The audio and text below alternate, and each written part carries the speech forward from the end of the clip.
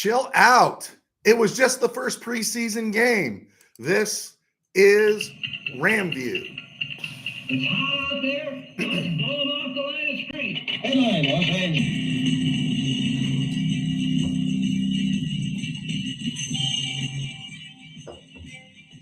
Live from the Ram Cave, I'm Joe Terosian, and this is RamView, the August 16th, 2023 edition, brought to you by Kistler Law Firm. Injured in an auto accident, need help, got questions, call Kistler Law at 661-206-6990.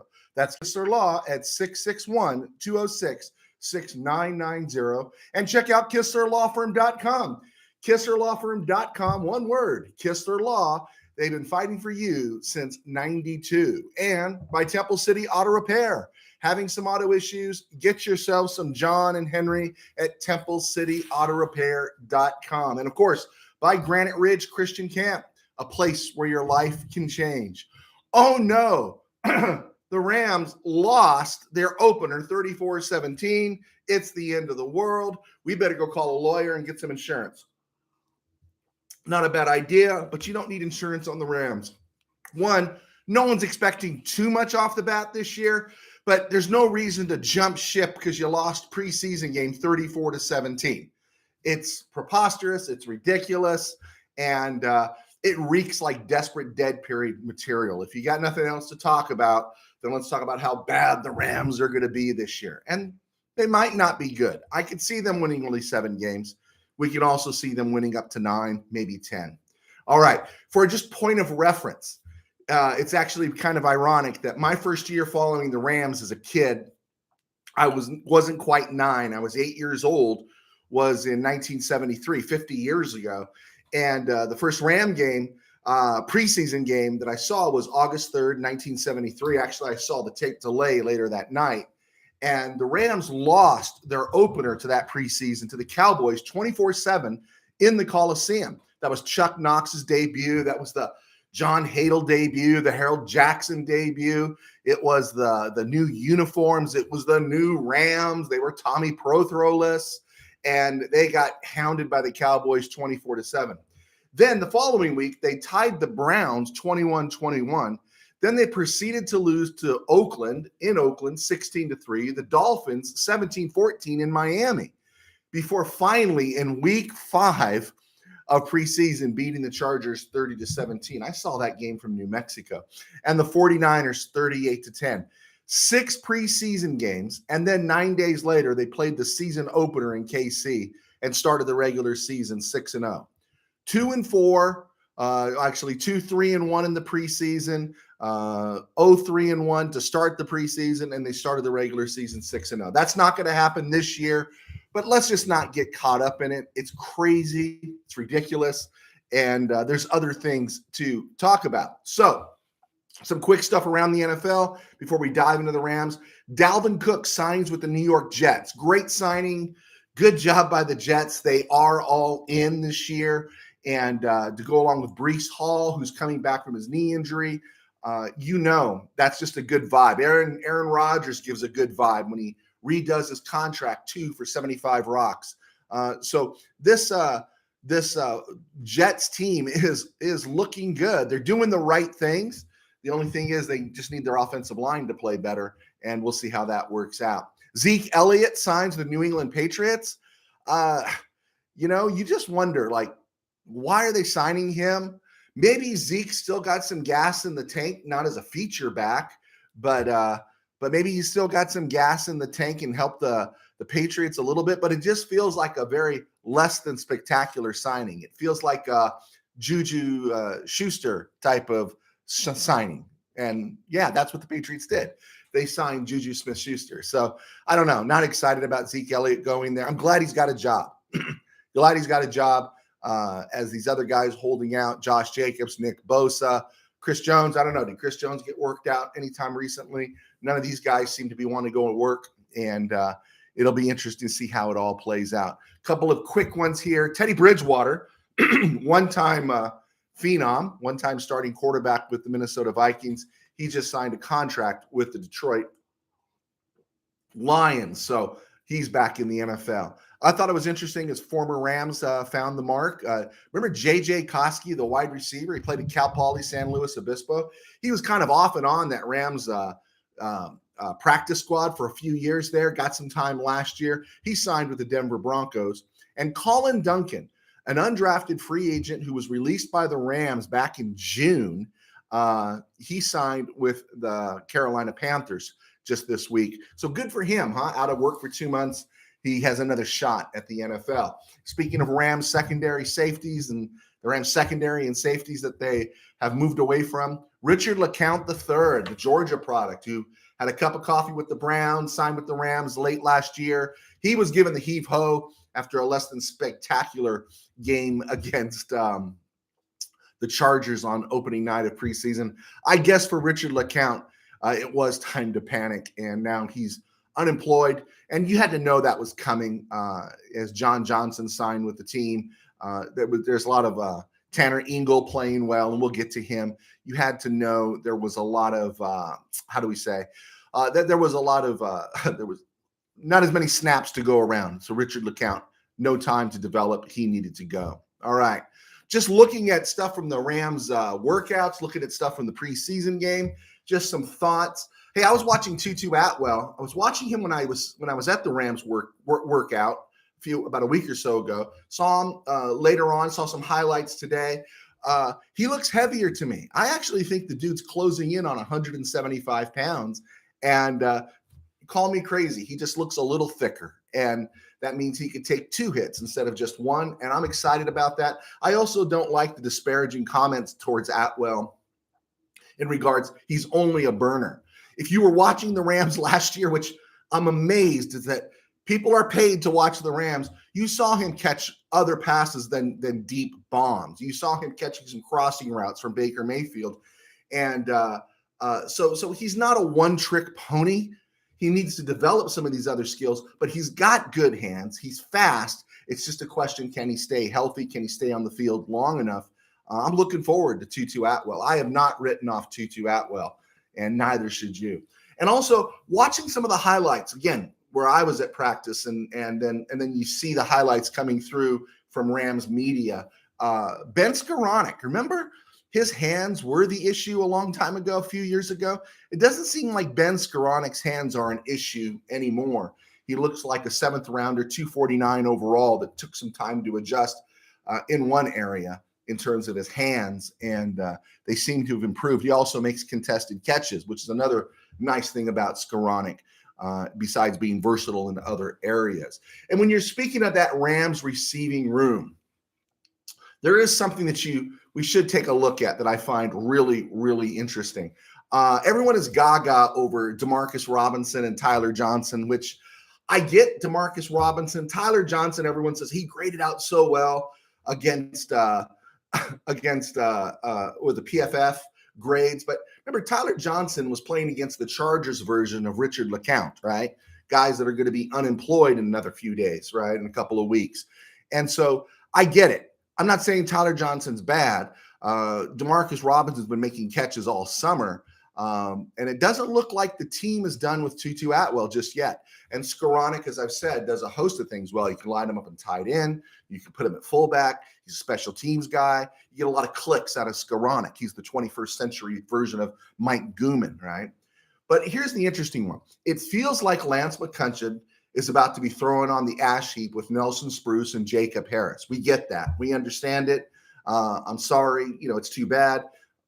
People are saying McCutcheon missed his chance last year. Well, when John Wolford's throwing you the ball, you don't have much of a chance at all. But these other receivers are far more advanced than McCutcheon, and he could find himself out of a job. You got Cooper Kupp. So my question is, what does Van Jefferson do well, right? What's special about Van Jefferson? He's not a pure burner. He doesn't make contested catches. He's got kind of a gimpy, questionable knee, and he's in the last year of his contract. My thing is that if there's real belief, and I'm not suggesting it, I'm just asking, my belief is if there's real belief in Demarcus Robinson and Tyler Johnson, is it possible that Van Jefferson could be moved? Do you see, as I say, a marked space other than time with the team between Van Jefferson and, say, Demarcus Robinson? Do you see something that makes you think, oh yeah, Jefferson is the pure number 2? Or could Demarcus Robinson supplant him? Could Tyler Johnson take some snaps? Would the team suffer if Van Jefferson went out for a while, right? And is it possible he could be moved? And that's something to think about going forward, because you got Skoranek and Atwell, right? Johnson and Robinson, and then you got Cup, and then you can throw in, do we want to keep that 5th or 6th guy there? Is it McCutcheon? I think he's gone, but people seem to like Austin Trammell because he's got some flexibility and versatility. Something to think about. Tremaine Ingram at right guard played really well, graded well. And ordinarily, I'd be on board with those that are saying that the Rams' long look on Saturday at Tremaine Ingram was all about, trying to discover about him. Is he a player in the NFL? Well, the Rams have had Tremaine Ingram on the roster since drafting him in the 7th round in 2019. And I really believe in terms of this it's about getting him as many snaps as possible, considering he practically missed all of last year. He played 1 snap, 2 snaps, broke a foot, and was done. I think what they're trying to do is I think they like him a lot. And if Noteboom ends up sliding over to right guard, that could be one reason that Ingram gets bounced. But I truly believe Ingram might be ahead of Coleman Shelton and is ahead of Coleman Shelton at that right guard spot. And obviously Logan Bruss, he's ahead of him. And I think the Rams have always liked Tremaine Ingram. It was just about finding the right time. Austin Corbett was solid there at right guard for a number of years. And then you had Coleman Shelton last year, and then all the injuries and everything that took place. But I think this is Ingram's time. And I wouldn't say that the Rams giving him all those snaps on Saturday was they're still trying to evaluate him as much as they're just trying to give him as many snaps as possible. And it'll just be interesting to see how it plays out, especially with Coleman Shelton and Brian Allen at center and such, because what do you do with Allen if he doesn't start at center?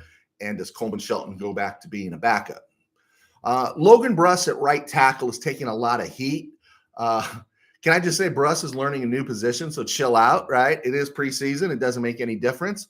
But I really believe that the reason he was taking snaps at a new position is, one, for his own benefit of versatility, but also, remember, Warren McClendon was down much of July and the early part of August, and he did get snaps on Saturday night. McClendon did look fairly decent, and so I think the backup plan is for Havenstein is going to be Warren McClendon Jr.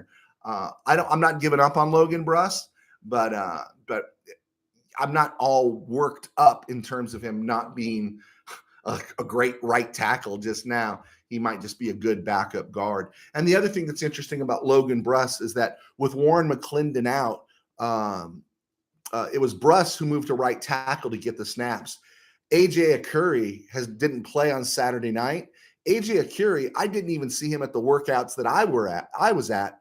I didn't see him playing then. So I'm wondering if AJ Akuri is in serious trouble because he just not getting any reps and any snaps. Even at the practice I was at, I'd be interested if somebody has an AJ Akuri, the 7th rounder out of Michigan State a year ago, has an update on him. Rams drafted 14 players in this year's draft.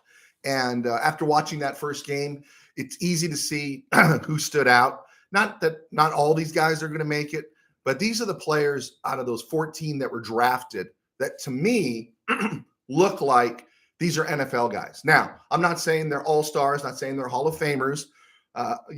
We could fall into the trap of, oh, they're the steal of the draft, right? I'm not even getting that far. But these guys look like legitimate NFL players. First off, Steve Avila, the left guard, he's a 3G guy. He's a get-go guy. From the get-go, he was the guy, is what I mean by that. I saw him at practice. He looked like a beast. That dude is the left guard, and he's the left guard until they decide maybe they want to move him to center if they think that's a better fit. But he's the left guard. I'd be really surprised if he had any other than a few rookie growing pains this year. I'd be surprised to see him struggle. The Rams drafted, I think it was in the fourth round, Stetson Bennett, And I was not for the Stetson Bennett draft at all. I didn't want it. I was the one saying he's a backup at best in the NFL, and that's truly what he will be. But I don't know. Watching him at Georgia, maybe I watched it with some bias, different kind of bias than I have seen him in Rams horns. All I know is I was watching him play. I realized I was wrong. Yeah, the mobility is nice, and maybe he ran a little bit too much, ran into some sacks. I get that. And he made some throws that were kind of funny, but those throws that he made that were bad, they were followed by throws that were better, and he didn't get hung up on it. And one of the things I really loved seeing was how quick the ball came out of his hand. Bang, bang, bang, right? As someone who covered thousands of football games over the years, especially high school football, hundreds, I guess you could say. I don't want to get too much hyperbole there, but if you count passing leagues and everything, hey, I can tell you stories of guys who fit the suit. 6'5", cannon arm, lean, athletic, and they can't make a decision to save their lives. And it's the 5'8" guy that weighs $140 that ends up winning 2 CIFs or high school championships, right? Because they know how to make decisions. What's the difference between a 5'9" guy in 2005 versus the 5'9" guy in 2006? Is the guy in 2006 knew how to make a decision. Stetson Bennett is a decision maker. He spent the last century in college playing for Georgia. And so he knows how to play the position. Whether or not he can play it completely at an NFL level, we'll see. But I did like what I saw, and I would give Brett Rippon another couple weeks, and then I'd say, hey, bro, we're going to release you, and or see if you can move him. But definitely Steve Avila, Stetson Bennett, these are NFL players. Puka Nacua, the wide receiver out of BYU, the Rams drafted at 177. We could stop the Cooper Kupp talk, the Bobby Trees talk, and we can just say that Puka Nacua is an NFL guy. He looks like an NFL guy. He plays like an NFL guy. And again, getting to see him in the workouts and then getting to see him in the game Saturday. Yeah, I get why people like Puka Nacua, and everyone's going to wear their Puka shells. If you can send me some, that'd be great, and I would appreciate that. And I'll wear them. You send me those Puka shells. But he is good, and that looks like so the Rams have hit on 3 of those 14 draft picks, right? Avila, Bennett, and now Nacua. So that has to make you feel pretty good. But wait, there's more. At number 182 for the Rams, drafting right after Puka Nacua, was THT, Tre'Vius Hodges Tomlinson, Trey Tomlinson, out of TCU. And boy, that guy really looked good. I thought he looked good. I was watching him, and I was getting Pat Thomas vibes. Pat Thomas, one of my favorite Rams of all time, all-pro cornerback back in the 70s. Thomas was 5'9", 183. Tomlinson is 5'8", 180. Tomlinson's from Waco, Texas. Thomas is from Plano, Texas. Tomlinson played at TCU, and Pat Thomas played at Texas A&M, and both small but feisty. And yeah, he could be the steal of the draft. No, I'm really happy the Rams got him. We don't know what, of course, his size, how long that'll allow him to play. Thomas was done after about 7 seasons, but I do like THT, and that's another hit. Out of those 14 draft picks, the Rams seem like they've hit on 4 of them that are NFL players. And then finally, the 5th one, at number 223, later in the draft, they took Ethan Evans, the punter out of Wingate, and the dude can boot. And he's a competent punter, and I think we've got our punter situation taken care of for this year and maybe for a few more years. The danger for Ram fans is that you get spoiled if you were in the Johnny Hecker era, and even going back to the time when Sean Lindetta was punting for the Rams. The Rams have a punter that you don't have to worry about that. Do we have to worry about our kicker? We'll still see if that works. But so that's nice. So I would say out of the 14 draft picks the Rams made, 5 of them are going to be NFL players. Do they stay with the Rams? We don't know. Do they become all pros? We don't know. Do they become Pro Bowlers? We don't know. But they are NFL players, and that is a great place to start in terms of this draft. The Rams need a draft to really rise up, since Brad Holmes is now in Detroit. He was one of their talent evaluators before he got the GM job going to Detroit, and now Detroit's turning everything around under Brad Holmes as GM, and I think the Rams are doing okay. We'll see how the rest of this draft plays out, because we need to see something from Byron Young and Kobe Turner. Nick Hampton looked really tiny, right? To me, he looked really tiny. He looked like a safety out there to me. Warren McClendon Jr., there's a possibility here he could be something more. Davis Allen, we haven't seen. Ochuan Mathis, we haven't seen. Zach Evans, we're getting a grip on. But Ronnie Rivers ain't making that easy. So that's just some stuff to think about for the Rams draft picks. Regarding their UDFAs, out of the chute, I was really surprised to see Jordan Jones starting at corner and making plays. I thought he looked pretty good. Jordan Jones, undrafted free agent out of Rhode Island. I thought he looked pretty good. And so did Tanner Ingle. You've been hearing a lot about Tanner Ingle. Ingle didn't stand out to me when I was at the practice. So I just keep looking, and why is everyone so in love with Tanner Ingle? And he did. He had a nice game in the second half. But again, he was playing against the Chargers, versions of Lance McCutcheon, right? And so I don't want to get too worked up on Tanner Ingle, but he did stand out. He did pop. And as far as longtime veterans, it's Keir Thomas. I heard they're calling him Keir Thomas. He did well, but Keir Thomas has done well the last couple of preseasons, and it hasn't translated. So we'll see if he's ready. First day back from a week at camp. I was working camp. I will not be doing a Kistler trivia question of the day, which I love doing, but I'm just not going to do one today. I want to thank S.A. Bob out in Santa Ana for sending this out to me. This is S.A. Bob, like E-S-E. This isn't Santa Ana Bob. They're two different guys, but I want to say thank you for sending me the Isaac Bruce thing. That was cool. And if you're interested in sending me something, I'm glad to pump your product. Okay. I'm Joe Terosian, and I was a sports writer for 21 years. I was a founding member at Mid-Valley Sports, covering mostly football. My guys, Tim and Dwayne, are still covering the Chargers right now for MVS. They're in the room. And I get to do RamView thanks to our sponsors like Kistler Law, Temple City Auto. And I want to say thank you to them. And you can say thank you to them by supporting them any chance you get, because I get to do this, and I write books. This is one of my novels, my football novel, Tangent Dreams. Someone said, you never hold up the book anymore. There, I'm holding up the book. It's available on Amazon. I received some really good reviews on this book, as well as my other football book that's up there. And you'll see that most of my writings center around Christian themes. Full disclosure, I am a pastor of a small church in Burbank Faith Nazarene. And you can see us also here on Facebook, on YouTube, at Burbank Faith Virtual, as well as our website, burbankfaithvirtual.com. And by doing RamView, writing books, it allows me to supplement my income as a pastor. So thank you so much for all your support. And let's get to the second half of the show here. I won't keep you too long, but we're looking at August 16th today. And dates are funny things. And one of the things that I wanted to talk about with this link between Buford McGee and Harold Jackson. Now, what's the link between Buford McGee and Harold Jackson? Now, longtime Ram fans remember Harold Jackson. Big Ram fans will remember Buford McGee. He played in the 80s, came to the Rams from the Chargers. McGee was a running back, fullback type, played some H-back. 11th round, 286 out of Ole Miss. He was drafted by the Chargers in 1984. After 3 seasons in San Diego, he was traded to the Rams. And he played in Anaheim from 87 through 91.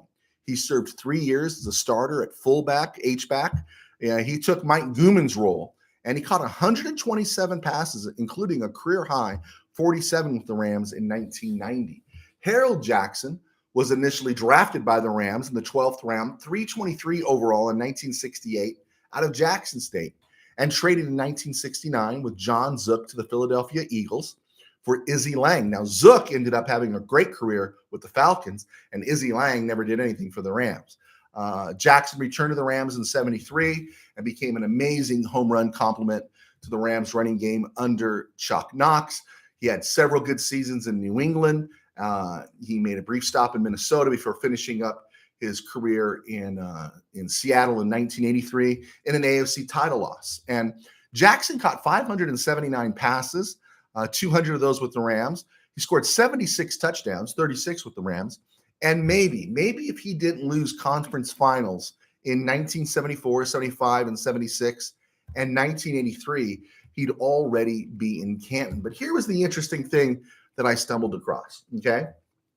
On June 8th, 1973, the Rams traded Roman Gabriel to the Philadelphia Eagles for touchdown Tony Baker, 2 first-round draft picks. And those draft picks became John Cappelletti and Dennis Hara, plus a third-round pick and Harold Jackson. On June 8th, 1987, the Rams traded Barry Redden. Remember Barry Redden?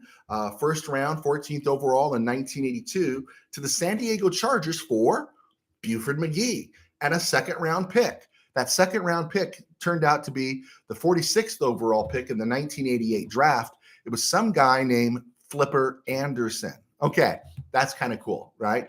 August 16th, on this date, 45 years ago, the Rams traded Harold Jackson to the New England Patriots for a third and fourth round pick. Both became inconsequential.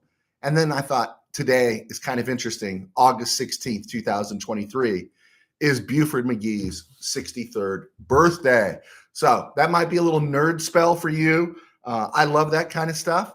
But there is that little connection there between Buford McGee and Harold Jackson. Happy birthday to Buford McGee. I think he's one of Ram photographer's Henry Yep's favorite players of all time. Okay, we looked at the Rams season opener last week when we did the show. We looked at the offense of the Seattle Seahawks, and I'm still projecting a loss for the Rams playing against Seattle in Seattle on opening day. Now we're at week 2. 49ers are coming to the Rams September 17th, 2023. We looked at this from the defensive side of things about a month or so ago, and I still gave this win to the 49ers.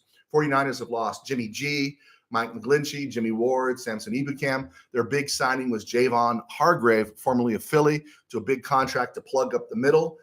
Their defense is pretty tough. Offensively, you know what you're getting. You got Christian McCaffrey, George Kittle, Deebo Samuel. You got all that. But do they have a trigger man?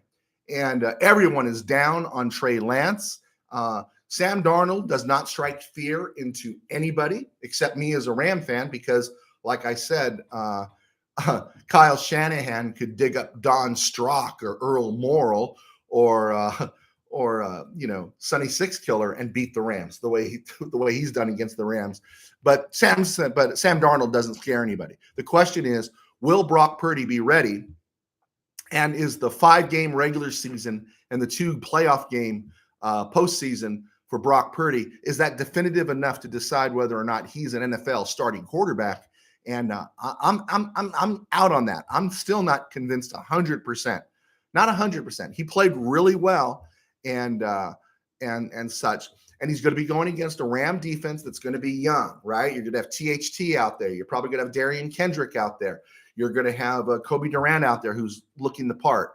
You're also going to have, with the exception of Johnny Johnson, how much playing time is he going to get? You got Jordan Fuller, but then you got some young safeties. You got some people along that defensive line that need to stand out. And as of right now, no one is really standing out as an edge rusher. It's early. So how do you get to that? How do you get around Trent Williams and make life difficult for Trey Lance, Sam Darnold, or Brock Purdy? That part's kind of scary. And because it's week 2, when